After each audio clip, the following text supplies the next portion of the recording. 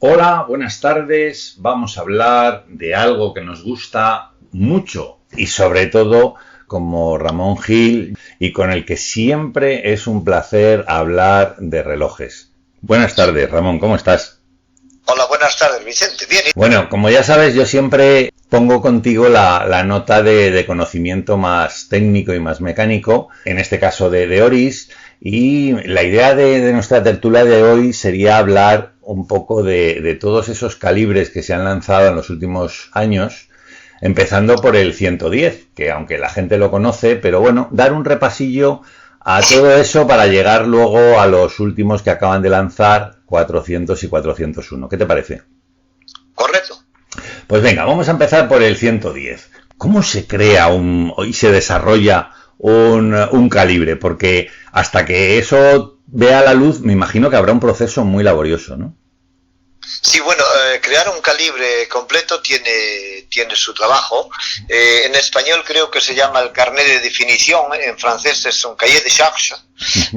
Quiere decir que te vienen con toda una serie de cosas que ellos pretenden obtener en ese movimiento.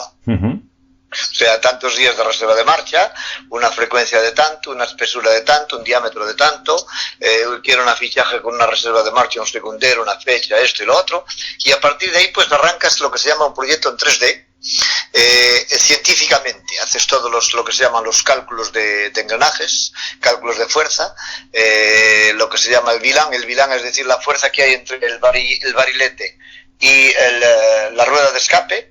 Después tienes lo que se llama el couple, la fuerza en el escape, y a partir de ahí pues te generas, digamos, antes de construir una platina tienes todo lo que se llama el tren de ruedas con el barilete suspendido en el aire. Tú trabajas en una imagen, si quieres, prácticamente virtual, ¿ok?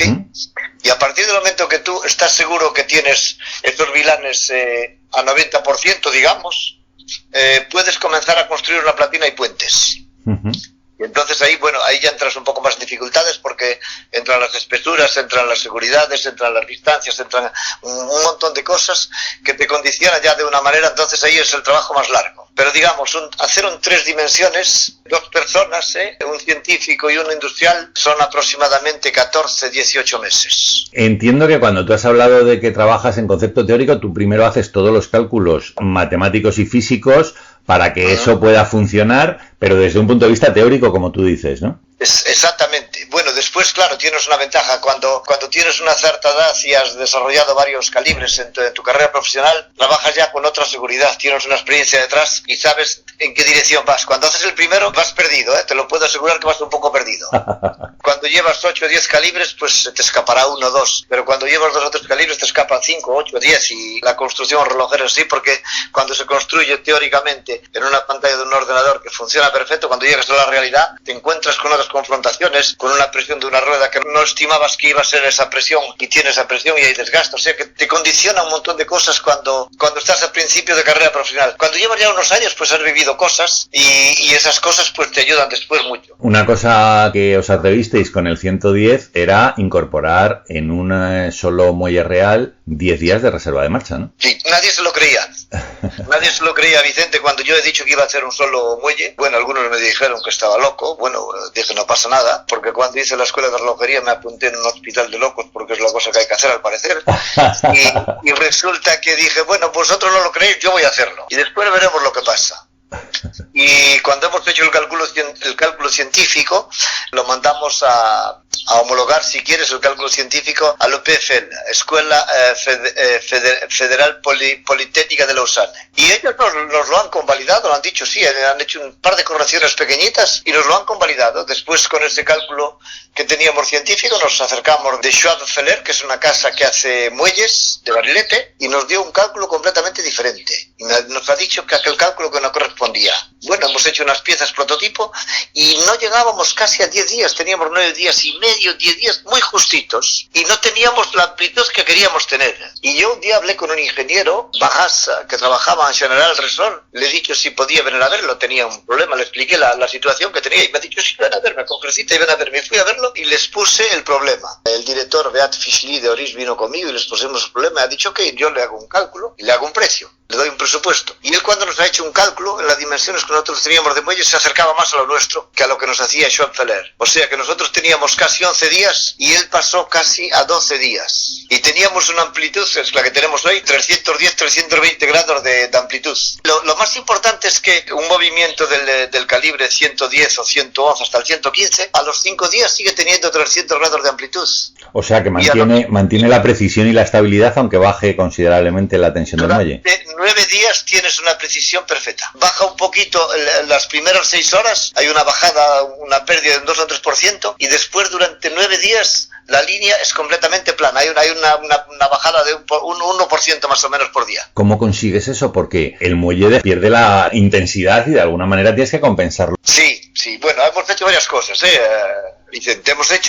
Primero hemos hecho un muelle que le hemos hecho cambiar lo que se llama la gama de fabricación a General Resol. Le hemos dicho que queríamos más recocidos en ese muelle, le hemos aplicado 6 recocidos más. Eso quiere decir que la materia queda mucho más estable. Después hay otra cosa que hemos trabajado en los dientes de los piñones y de las ruedas. Hemos hecho una generación en aquella época, una generación que se llama una développement corrigé, de aquella época la última generación, y nos da unos rendimientos extraordinarios. Hay que darse de cuenta que un movimiento clásico te da un 72% de rendimiento. Nosotros ya teníamos un 81-82 y lo teníamos constantemente, porque hemos hecho medir lo que se llama el rendimiento del movimiento del principio al fin, y es ahí donde nos dio el valor de 82% durante 9 días. Y eso hoy, bueno, en aquella época era complicado. Hoy es más fácil, depende de cómo construyas. Cuando vengamos más adelante te explicaré otras cosas, pero depende de cómo construyas. Con una fuerza así es bastante complicado. Cuando hablas de aquella época, ¿a qué año te refieres? 2011, 2010, 2011. Pero en 10 años después, cuando vengamos más para adelante, explicaremos. Hemos hecho un avance muy grande. Este reloj, en teoría, era sencillo, era horas y minutos, lo único que tenía el segundero descentrado. Habíais hecho como un estilo regulador a las 9, ¿verdad?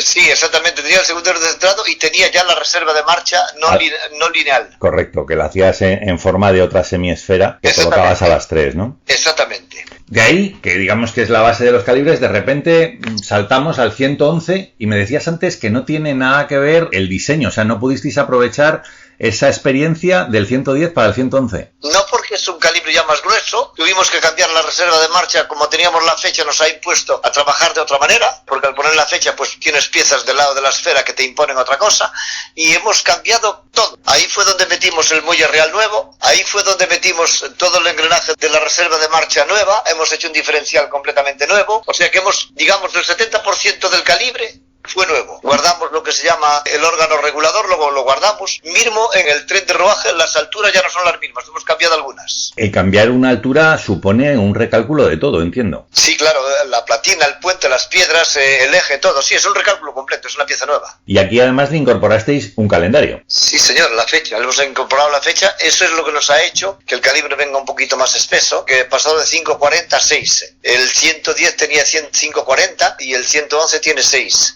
Y nos ha impuesto aumentar eso. ¿Por qué elegisteis 21.600 alternancias? Bueno, hay varias cosas, hay varios factores. Cuando tienes un muelle real con una fuerza de 1,4 kg, si metes un 28.800, un 4 hercios, vas a tener un desgaste bastante importante, porque hay una fuerza demasiada tensión, real muy grande, y eso trabaja, aunque nos parezca poco, ese volante pega 28.800 vueltas a la hora. O sea que va a haber desgaste importante. Hemos escogido 21.600 porque la frecuencia de 21.600 era muy compatible debido al bilán energético que teníamos en la rueda de escape. Digamos, el mejor compromiso para tener duración en el tiempo, digamos, sin desgaste, que el servicio postventa se haga lo más tarde posible, que aguante mucho más, y precisión. Hoy un 21.600 con los materiales que hay tiene una precisión extraordinaria. No digamos, no hacemos cronometría, pero hacemos que un reloj vaya 2-3 segundos por día. La cronometría, lo que cambian esas cosas es que te imponen las temperaturas. Oye, una cosa que me llamaba la atención es la palanca de ajuste de este volante. Me parece súper original, así en forma como de L, ¿no? Sí, porque querían un tornillo con dientes para poder regularlo con una precisión muy grande dentro de la caja. Entonces, porque cuando hemos hecho el primero, los dientes eran muy grandes. Hemos hecho unos dientes de 0,10 que son pequeños, que es de 1/10, pero son muy grandes ya. Entonces, apenas lo movías, se iba mucho de un lado a otro. Y hemos cambiado y hemos hecho esos que son de 0,06, son de 6 centésimas de cabeza de diente. Y se regula con una precisión extraordinaria. Vamos a saltar al 112. ¿Qué cambio o qué evolución se hace con el 112? 112? Bueno, el 112 querían un GMT con el indicador de día y noche, y ahí, digamos, lo que es la parte del movimiento, la parte de abajo, ahí no se tocó. Pero lo que es la parte de la esfera, ahí sí se tocó. Hemos hecho 2 modificaciones importantes en la platina. Hemos hecho el puente de calendario superior y hemos hecho el puente del segundero. Y después hemos incorporado todo el GMT, donde se corrige todo por la corona, que no hay ningún corrector para corregirlo ni nada, se corrige todo por la corona. Dices, no he hecho nada. El segundero de estar a las 9 pasa a las 7, más o menos, entre las 7 y... 7 y media, las 7 y media. Eso te iba a decir, entre las 7 y las 8. Incorporas ese calendario a las 9, que está ahí, que yo me imagino que a la hora de alinear todo eso para ajuste, como tú dices, con la corona, tiene que tener su complicación. Y luego el GMT es que en vez de con una aguja le haces con 2, además del día y noche, en una subesfera. Sí, ahí tiene un poquito de complejidad, digamos. Bueno, el segundero tiene su complejidad, pero cuando coges el tren de engranaje y lo mueves de un lado para otro, es una cadena que se mueve y la pones allí donde tú quieras. Hemos tenido la suerte que nos caía prácticamente ahí, casi al lado podíamos poner un segundero, y hemos hecho un movimiento que yo creo que fueron 3 grados y pico, y nos cayó ahí el segundero. Después el GMT fue un poquito laborioso, porque cuando tienes solamente una aguja de horas es fácil. Claro. Pero cuando tienes una aguja de horas y minutos, quiere decir que las 2 agujas de minutos del movimiento, la central y la secundaria, tienen que ir a la misma velocidad sincronizadas.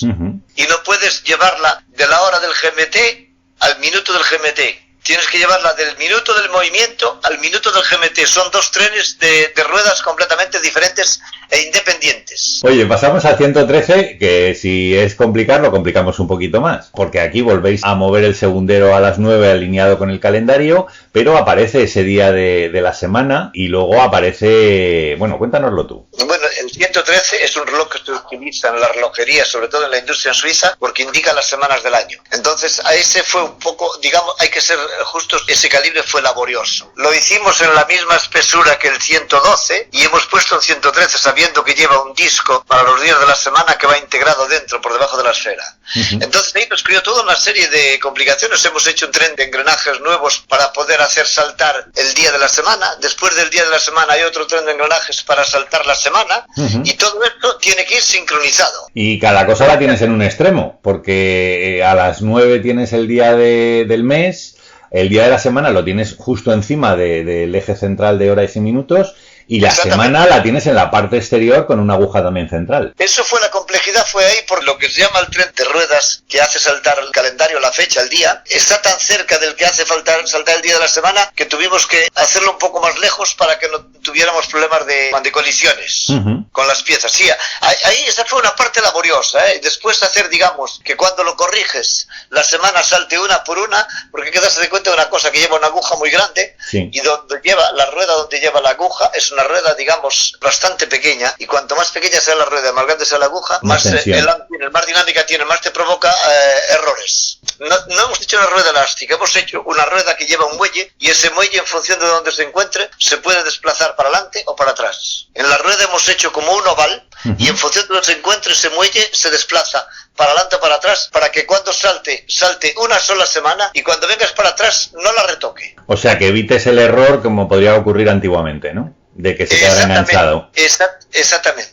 Bueno, pues pasamos al 114. Ya vamos entrando aquí más en materia. Este quizás sí es más similar o más simple que el que teníais anteriormente, ¿no? Este es un GMT diferente. Querían un GMT que indicara la media hora, ¿ok? Porque ahí las agujas, la aguja del segundo fusó, de la segunda hora, se desplaza cuando la corriges de media hora a media hora. Porque hay ciertos países en el mundo que no están a la hora completa, están a la media hora, y ellos querían eso y se la ha hecho. Y ese se la ha hecho, bueno, hemos hecho un sistema, lo que se llama un embrague vertical en el centro, donde puedes corregirlo. Son con 2 muelles, hay la rueda principal y la rueda secundaria, y cuando quieres corregir la secundaria, lo hemos hecho corregir con el corrector del calendario. Hemos hecho un tren de engranajes en otra dirección y lo corregimos de esa manera, siempre guardando la misma espesura que el 112 y el 113. O sea, que la base de ellos la mantenéis en este 114.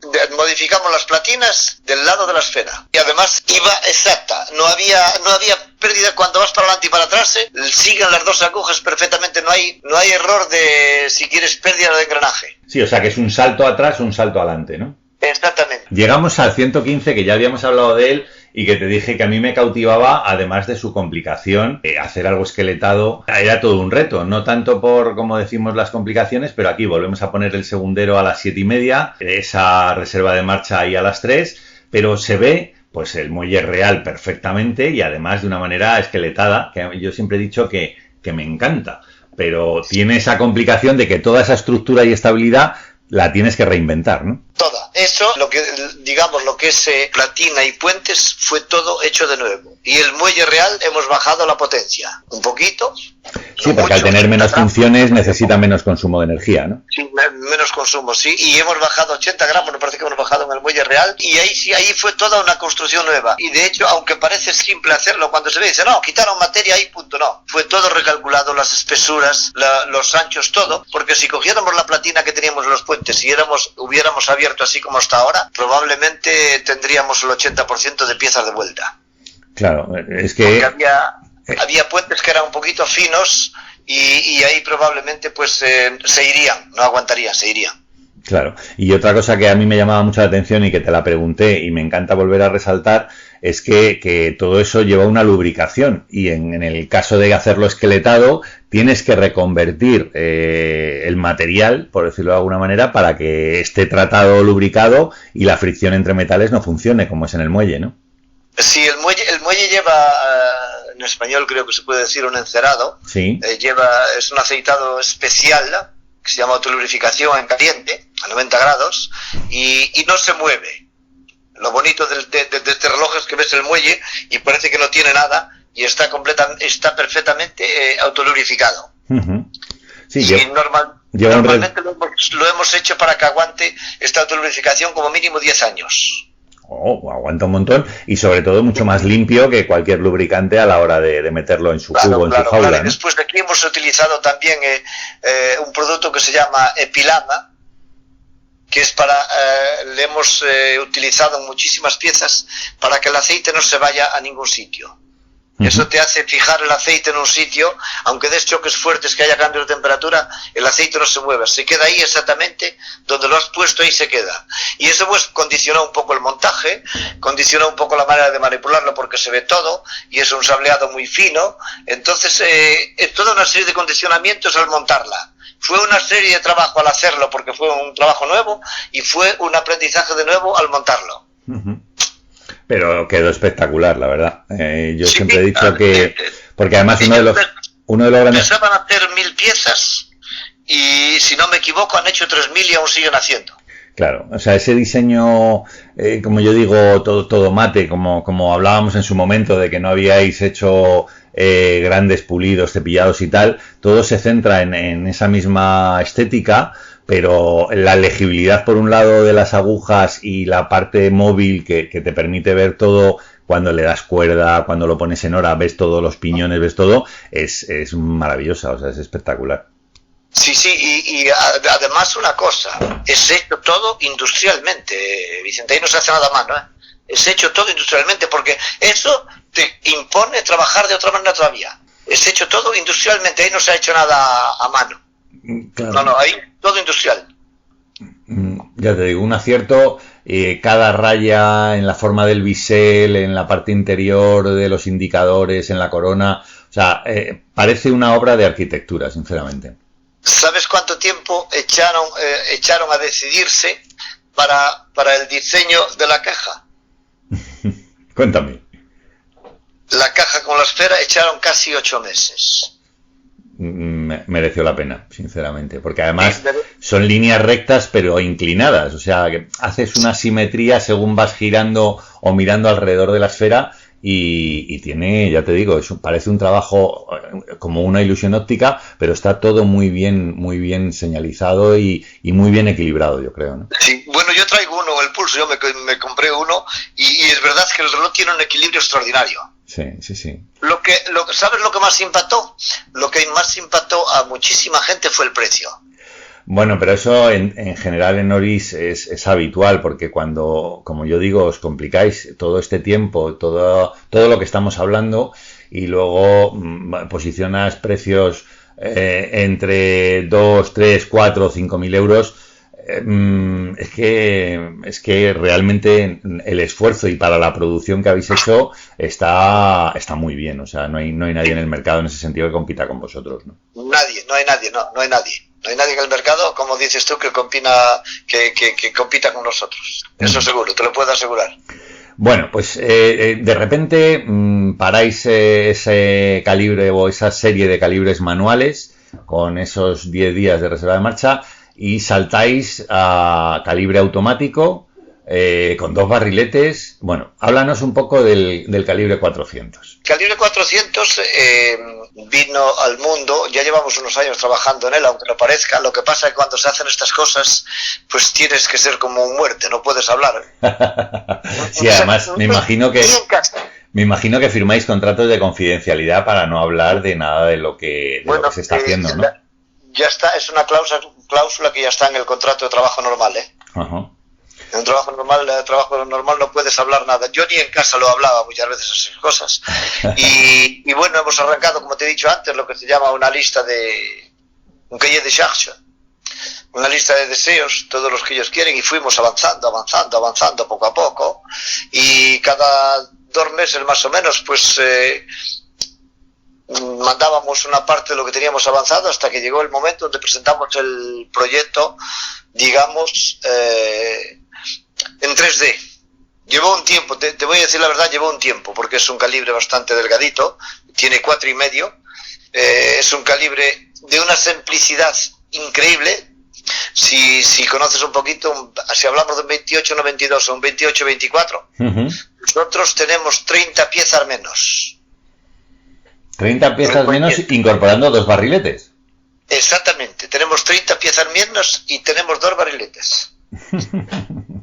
O sea que ese es un trabajo enorme. Después ahí, en lo que nos pidieron, pues nos ha obligado a trabajar en materiales que no se trabajaban hasta ahora, porque nos han pedido un nivel de magnetismo muy alto. Ahora estamos aproximadamente en 2000 Gauss, donde un rulo suizo, la norma suiza son 90 Gauss. Y no vamos a quedar ahí, lo vamos a subir, no sé cuánto, pero lo vamos a subir todavía.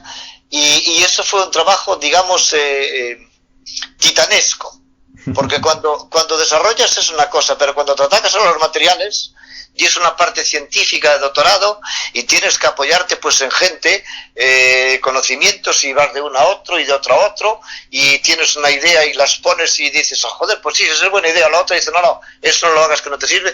Entonces eso te condiciona, digamos, durante un tiempo largo, a trabajar solamente a materiales. ¿Se terminará haciendo un calibre todo de silicio? No, imposible. Bueno, evidentemente hay piezas que por su elasticidad y por lo que hay, claro, es imposible hacerlas, ¿no? Pero todo lo que tenga que ver con ruedas, todo lo que tenga que ver con pletinas, todo lo que tenga que ver con escapes, áncoras, todo eso se puede sustituir ya por silicio, ¿no? Bueno, nosotros hemos puesto en el calibre 400 la rueda de escape y la áncora es silicio. Pero, ¿por qué el resto de piñones o ruedas, rueda de horas, rueda de minutos, se sigue haciendo en otros materiales? Hay una cierta fuerza que el silicio no la soporta. Para que la soporte hay que aumentar las dimensiones. Claro. Entonces, ahí de momento te condiciona. Esa es una de las causas, digamos, porque no se hacen otras piezas en silicio. Pero ya hay gente como Rolex o Patek y el Swatch Grupo que utilizan silicio en el espiral, que ya es una cosa, digamos, de un cierto nivel, porque es una pieza elástica y de un cierto nivel. Es compleja a calcularla, a diseñarla y todo, pero ya hay marcas que lo utilizan. No en grandes series, pero ya se utiliza. Pero me imagino que más que, o sea, es una aleación, no solo es silicio. Lo único que sí que es cierto, lo digo por el tema de la elasticidad y la rigidez, claro. ¿no? Normal que es una aleación, además hay una patente depositada que se acaba en 2022. El año que viene se acaba la patente. O sea que nos enteraremos de que está hecha. Nos enteraremos de que está hecha y además otra cosa, podemos utilizarlo. Qué bueno. Podremos utilizarlo. Esa es la ventaja también, Vicente. Claro que sí. Podemos utilizarlo. Claro, bueno, pues viniendo al calibre 400, como te decía, hemos hecho 2 muelles. Probablemente en reloj caballero de estas dimensiones seamos en el mercado, y cuando hablo del mercado mundial, el calibre que menos fuerza tiene en muelle real. Tenemos 400 gramos en muelle real. Claro, al dividirlo no necesitas tanta energía. ¿Qué trabaja, en serio o en paralelo? Trabaja en paralelo. Van simultáneamente los dos consumiendo energía, ¿no? Exactamente. Es una de las condiciones que nosotros le hemos impuesto, entre paréntesis, al patrón, porque él quería un muelle solo.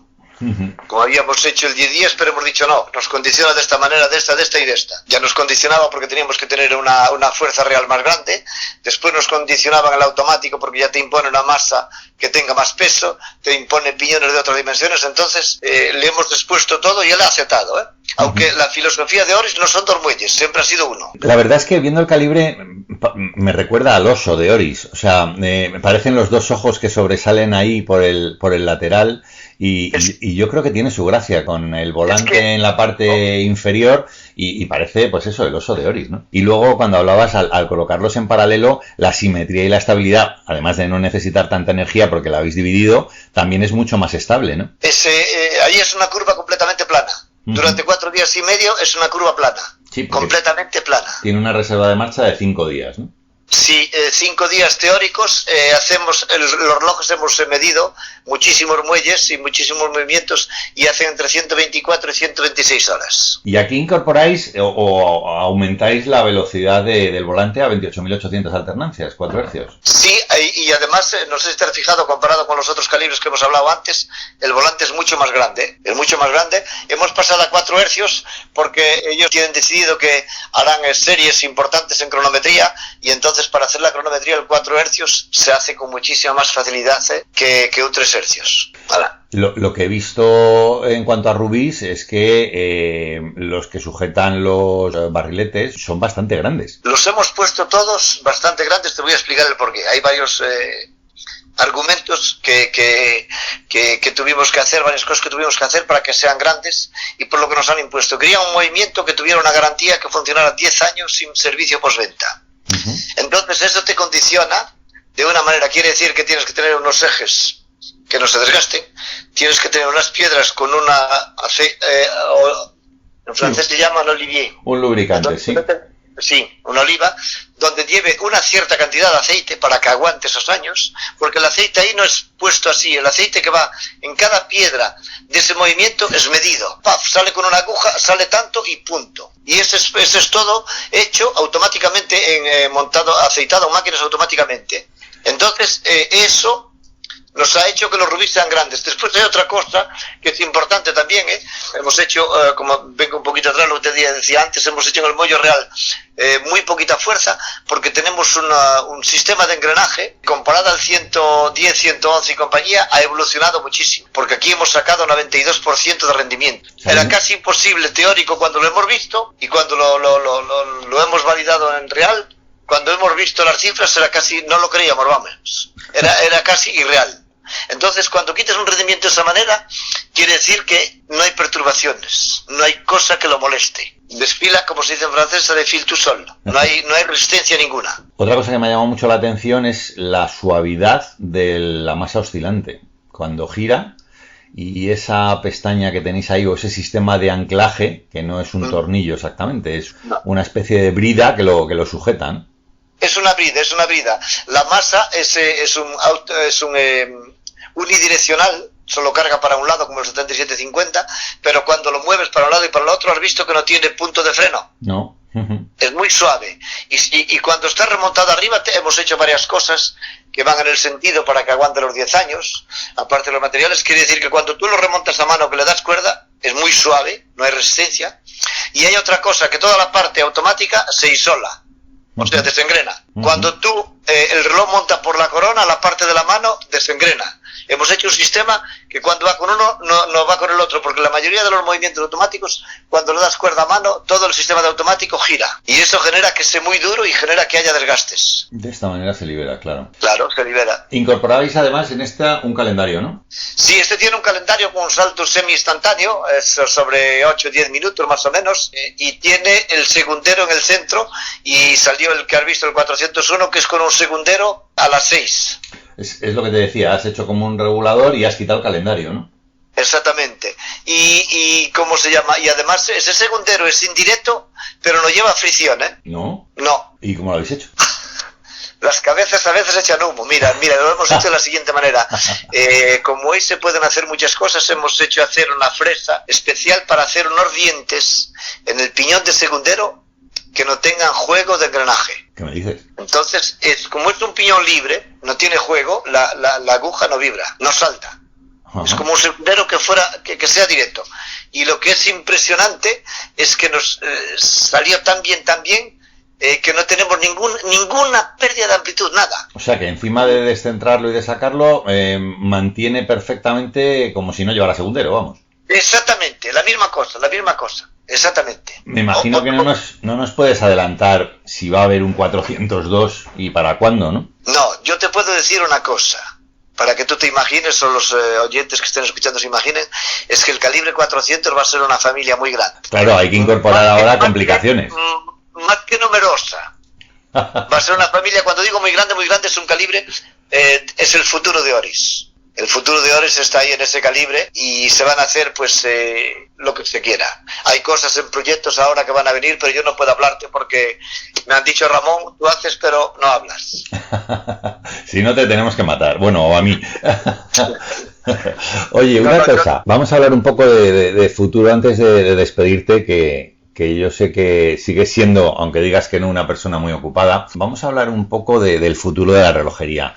Recientemente se ha lanzado al mercado un calibre con oscilador y me gustaría un poco saber tu opinión. Es decir, ¿crees que puede ser una parte o una derivación de cara a la precisión en el futuro de la relojería? ¿O piensas que el volante con su escape seguirá siendo la tradición relojera suiza de por vida? Yo personalmente, con lo que he vivido allí y mi experiencia y lo que he visto, yo pienso que el volante será de por vida. El reloj suizo, el verdadero reloj, tiene que tener un tic-tac, tiene que tener un corazón. Uh-huh. Un oscilador no tiene corazón, es como un diapasón, vibra y punto. Yo, para mí, el volante, además la prueba la hemos vivido con el cuarzo. Vino el cuarzo en los años 70, era una revolución enorme, se acabó el reloj suizo, pero no se acabó. Esto fue pasajero y volvió otra vez el reloj suizo y con mucha más fuerza. Ahora yo creo, es eso lo que se dice en Suiza, una exploit mécanique, es una excepción que han hecho algo extraordinario, pero es una cosa muy puntual. Eso no va a reemplazar para nada la relojería mecánica suiza, en mi punto de vista. Pero sí que tiene que influir sobre la maquinaria de medición, porque realmente no se puede medir la precisión de ese tipo de osciladores, ¿no?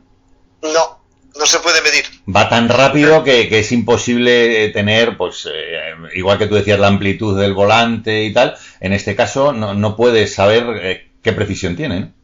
Tienen que tener, yo no lo he visto todavía, pero tienen que tener lo que se llama un regulador de fuerza. Cuando está arriba deja escapar una cierta fuerza y según va bajando, pues la va liberando para que esa fuerza sea constante, para que la precisión sea constante.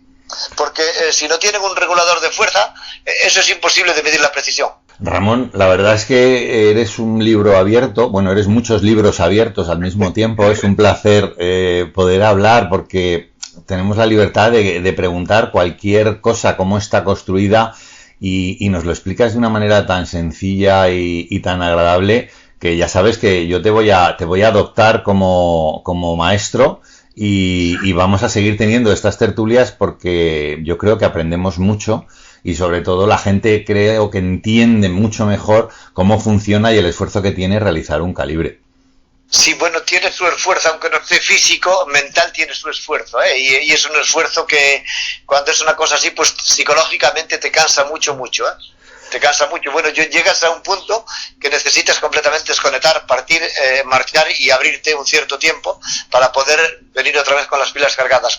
Un año entero, ni 6 meses, yo nunca he hecho 6 meses de construcción continua así, es imposible. Claro. Te machacas de una manera que después no das recuperado eso como tiene que ser. Por eso me decías que una de tus disciplinas es hacer deporte todos los días, ¿no?